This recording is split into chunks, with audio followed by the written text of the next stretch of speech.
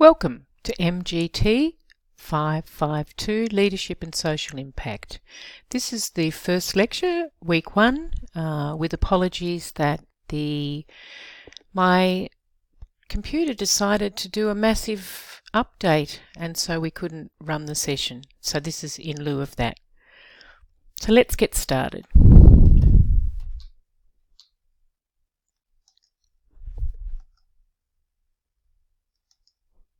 Okay, I particularly like this quote by Margaret Mead: "Never doubt that a small group of thoughtful, committed citizens can change the world." We could change that to leaders. Indeed, it's the only thing that ever has. So I think it's really important that the emphasis for this leadership and social impact is about people working together collectively to create change, social change. Let's keep going. So this session, you were going to actually introduce yourselves and we were going to do a little bit of presencing, looking at some mindfulness exercises. So what I wish you to do now is to just put your feet firmly on the floor, hands in your lap, keep your eyes open or shut, just become aware of your breath, breathing in, breathing out. Then any sounds that you can hear outside, as far as you can listen to. Tune in on those.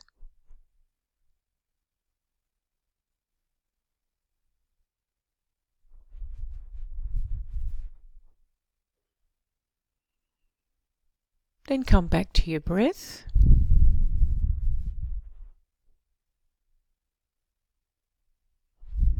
Open your eyes and we're back into the room. Why I did that was the text that you're using for this subject is Otto Scharmer's Leading from an Emerging Future. Otto Scharmer and very many other leadership scholars and practitioners are using mindfulness in their practice.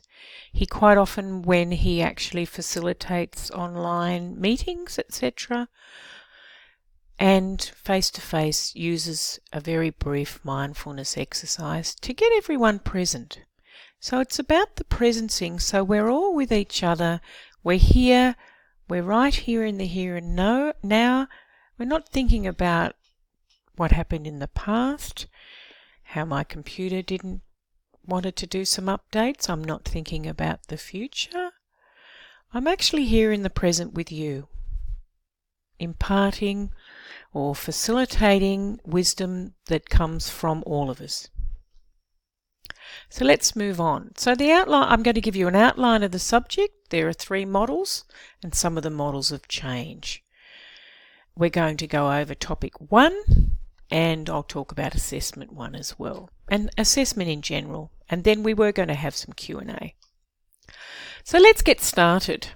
So the overarching questions for this subject are, first of all, how does our organisation or your organisation impact society, and how should it impact society? So these are questions, deeper questions that we sometimes don't ask ourselves. Is our growth sustainable and responsive in a changing world? What are leadership strategies for creating positive societal impact? So we have to think about sustainability and responsiveness, resilience. Then we have to think about the leadership strategies that we can enact and practice to create that positive societal impact. Big questions. We'll revisit them through the subject. So the structure of the subject, the first module, which you might find really challenging, is actually looking at our current landscape. Where are we at the moment in this world? And since this book was written, we've actually evolved even more. Things are going, disruptive change, volatility are happening even more. So we look at theory U and we look at the navigator. They're the two resources that I want you to rely on, and there are quite a few readings in the subject as well. It looks daunting, however, I think you'll engage so much that you'll enjoy the subject and the reading and the extra learning. And why there's a social change imperative. The Navigator and Theory U will give you, well, Otto and Sharma's, your text will give you a lot of reasons why. And we will move from an ego system, an ego of me system, to more of an ecosystem approach where we're looking at the we, where we're looking at working collectively and collaboratively. Sharma talks about the three divides: the ecological divide, the social divide, and the spiritual divide. And these are very important concepts to grasp. Module 2, we're looking at leading for social change. And this is kind of the theoretical guts, I suppose, of this subject. So we'll look at models of social change, and they will be imparted to you in Module 1 as well, and stories of cases of social change. In Module 3, we'll look at reframing leadership. After doing this subject, you'll start to reframe your views on leadership and reframe your practice, which is even more important. And look at leading from an emerging edge, and we'll look at some of the action learning, collective leadership and reframing leadership approaches. So, Module 1, the leadership disconnect.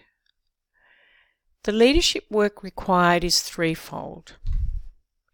The work is about self and other. So working on our relationships and connecting with others, this is the social divide. So more and more we're becoming isolated. We need to be looking more at networked approaches and building relationships. Our self and nature, very, very important. Connecting with the natural world. Many of us are very disconnected from the natural world, even when we maybe live within a natural setting. How long has it been since you have taken a walk in the bush, or along the beach, or sat under a tree? And the self and the higher self, and these will be the most difficult concepts for you to grasp, and they sound very kind of out there and esoteric. We have our smaller self, which is our more self, everyday self, what we do every day. And then we have a higher self, which is more of the spiritual. And it seems interesting to be talking about spiritual self in the context of academic studies. However, more and more scholars, as I said before, are connecting with the spiritual self, particularly through mindfulness and meditative practices. So this will be, for some of you, very challenging to look at that more spiritual self. And that's not just we're not talking about religion there, okay? And for some of you, you may not step so much into that arena, and that's okay as well. It's a journey, and it's a long journey. There are no right or wrong ways here, okay? It's a journey, and all of us have to take a different journey. So some of those disconnects as well are very deep. So we have our surface system level disconnects at the leadership, consumerism, coordination and ownership. I'm not going to go into these in detail in this mini lecture. But then we have structural disconnect, where things are decoupling. So the old leadership tools and approaches are changing. We're orienting to a different way. And we're being challenged by this. We're moving to a more systemic change, where we're looking at more distributed, more dialogic approaches and more self-governance than those stricter, more compliant and really strong governing, structural, strong processes. Looking at more self-organising systems, people working to more together, collective and collaboratively. Leadership is changing, and you'll be challenged, and you will see how it is changing in this subject from the readings, etc. So the first topic is leadership and the social economy. And we quite often don't think of the social economy, but the social economy is not just in civil organisations or in societal. It intersects with public sector and private sector, and you can see the intersections there in this diagram I've just pulled up. So the social economy is something that we're really focusing on. So in complex and rapidly changing contexts, the economic system and leadership are not working. The social economy, or the social purpose ecosystem, can be defined as commercial and non-commercial activity, largely in the hands of the third sector or community organisations, that gives priority to meeting social and economical needs. These organisations include cooperatives, worker-owned firms, and not-for-profits. But as I said, they intersect across. What does leadership look like in these times of disruption? These are questions that are asked in this topic, and this is what I want you to start challenging yourself and thinking about. How is it manifested in your organisation or community, particularly in the context of social impact? So questions for this week. What do you consider to be the root causes or problems that you face in your institutional and professional work today? So they're problems. What are the root causes?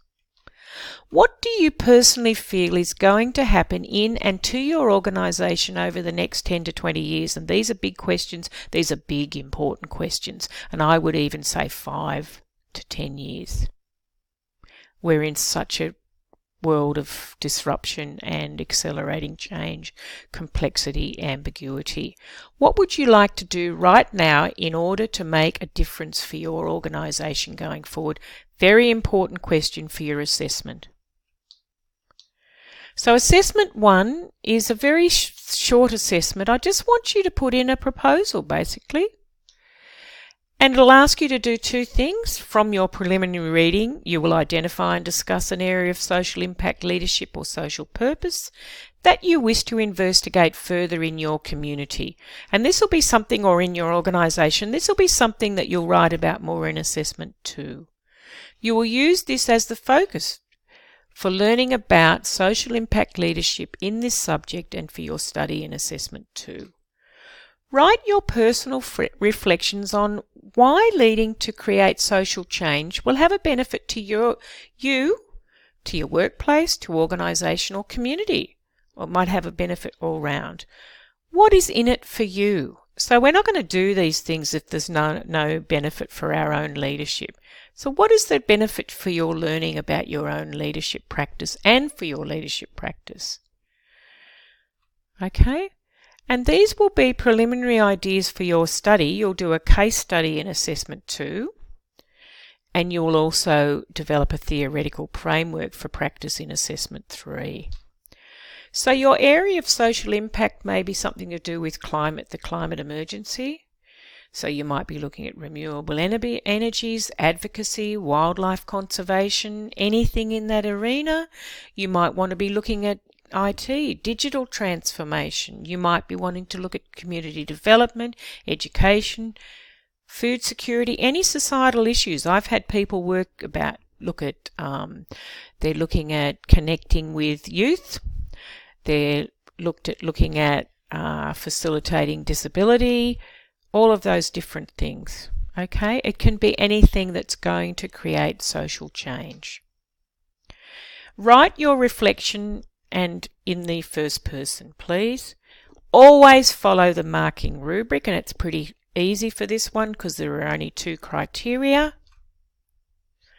Make sure your reflective statement is reflective, okay? I've got an example of an organisation that you can go to. You can look at this video.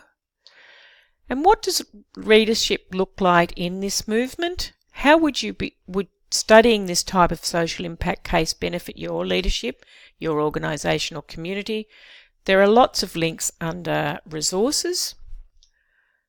If you have any questions about assessment, please post them to the assessment forum, email me, or you can phone me in the contact hours. Sorry this has been so brief. I get 15 minutes for this. Cheers.